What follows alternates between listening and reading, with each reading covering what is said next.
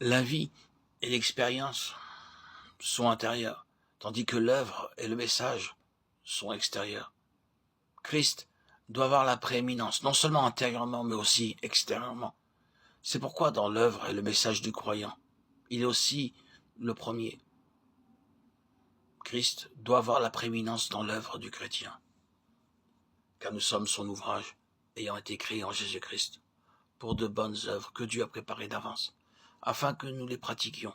Éphésiens 2:10. Car je n'ai pas eu la pensée de savoir parmi vous autre chose que Jésus-Christ et Jésus-Christ le crucifié. 1 Corinthiens 2:2.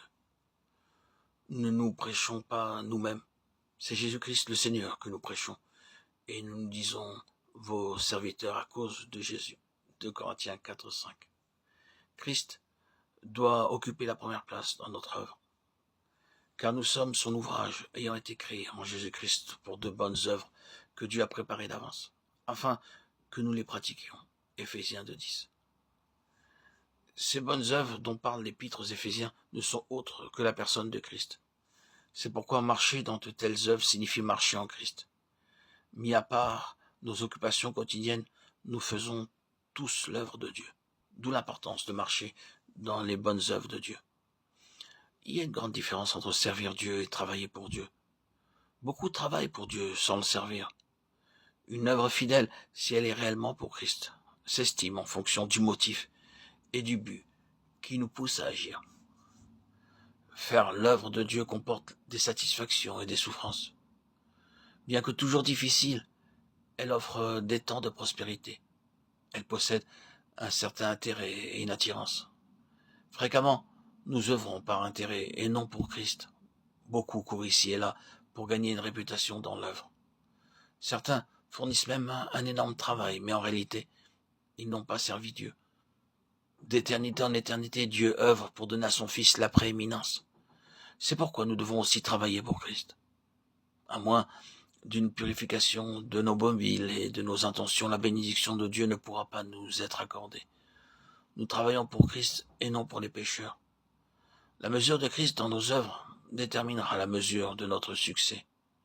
Puissions-nous, au début de toute œuvre, permettre au Saint-Esprit de sonder nos pensées et les intentions de nos cœurs pour qu'il nous aide à discerner ce qui procède de l'esprit ou de l'âme.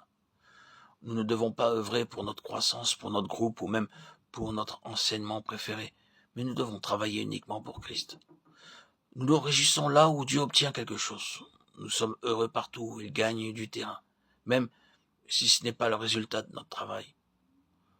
Nous ne voulons pas préserver notre enseignement, mais sauver les pécheurs, de ne pas faire plaisir à nos cœurs, mais simplement satisfaire le cœur de Christ.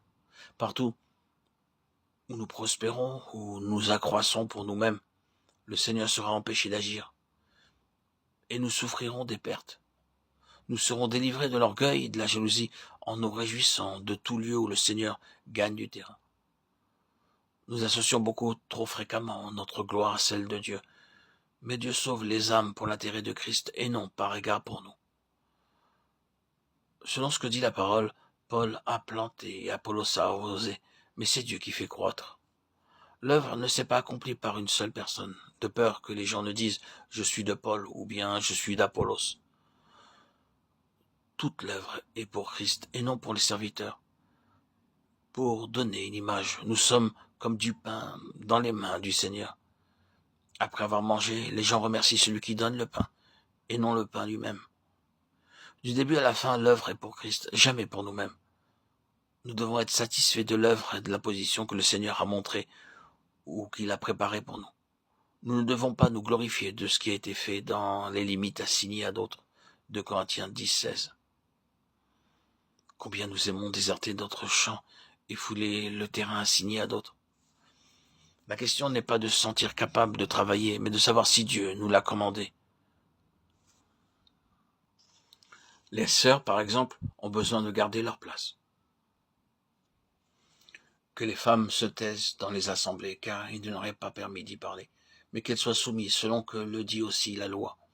Si elles veulent s'instruire sur quelque chose, qu'elles interrogent leur mari à la maison, car il est malséant à une femme de parler dans l'église. 1 Corinthiens 14:34. elles ne doivent pas trancher ou décider avec autorité par la parole de Dieu. Je ne permets pas à la femme d'enseigner ni de prendre de l'autorité sur l'homme, mais elle doit demeurer dans le silence. 1 Timothée 2,12. Dans toutes nos œuvres, nous devons laisser à Christ la première place.